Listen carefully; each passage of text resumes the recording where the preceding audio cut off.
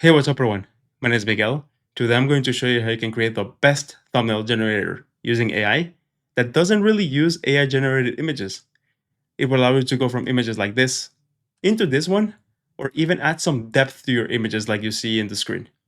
Now I'm going to show you exactly how it works step by step, and then I'm going to show you how you can build the system out with one single prompt. Let me break it down for you. Now, the system is incredibly simple. We're going to use AI to first take an image of you.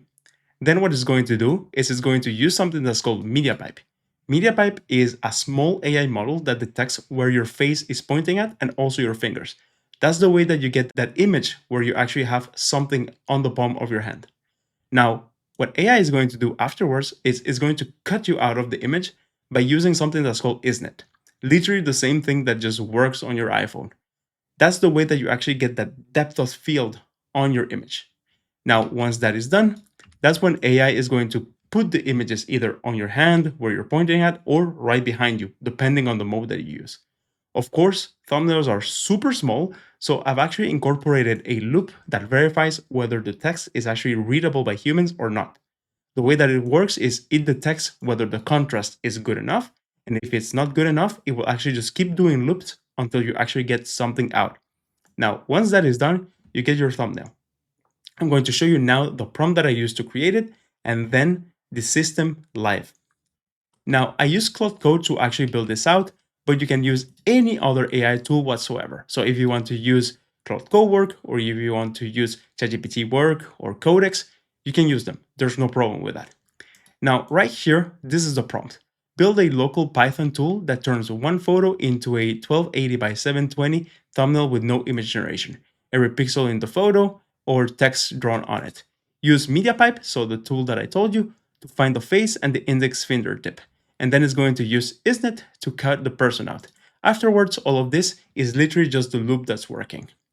Now I'm going to show you how this was built by AI, the test that I ran, and then I'm going to give you the prompt in the description.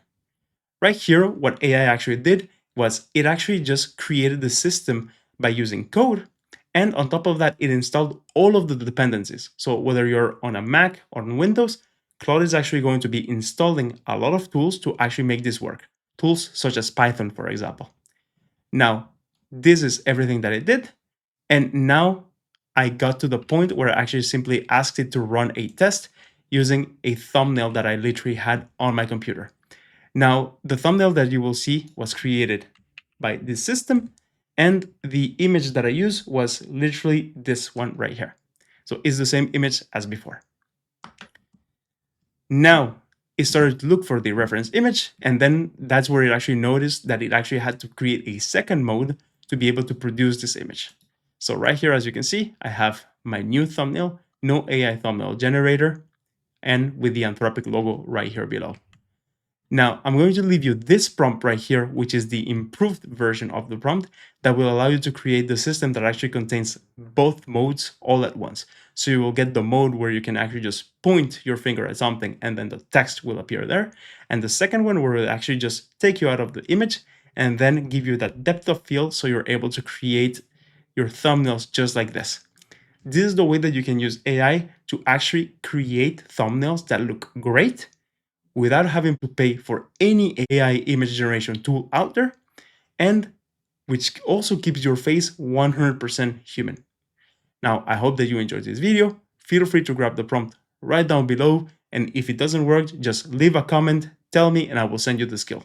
I hope that you enjoyed this video, and I'll see you in the next one. Bye.